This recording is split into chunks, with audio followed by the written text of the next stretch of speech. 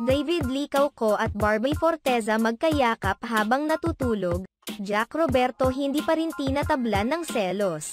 Sa gitna ng tila pagiging manhid at tank build ng aktor na si Jack Roberto sa mga sweet moments ng kanyang girlfriend na si Barbie Forteza at ka-love team nitong si David Licauco, tila muli na namang sinubak ang kanyang katatagan matapos kumalat ang larawan ng dalawa na natutulog at magkayakap pa sa iisang kama. Bagamat para lamang ito sa promotion ng kanilang pinagsamahang proyekto sa GMA7 na maging sino ka man.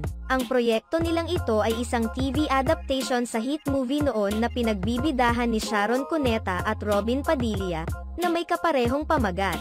Sa kabila ng kaalaman na para lamang ito sa promotion ng kanilang teleserye, hindi pa rin napigil ng ilang mga Barda fans ang kanilang kilig dahil napakalakas umano ng chemistry ng dalawa. Sa gitna nito, marami rin ang napapatanong kay Jack Roberto kung hindi nga ba ito apektado sa ginagawa ni na David at Barbie, lalong-lalo na sa pansusutyot ng mga fans. Matatandaan na nauna nang naiulat na may ilang mga Barda fans na humiling na tuluyang maghiwalay sina Barbie Forteza at Jack Roberto upang maging totohanan na ang love team ng Barda. Narito ang ilang komento ng mga netizens. Jack, kaya mo yan. For the show lang to, Jack.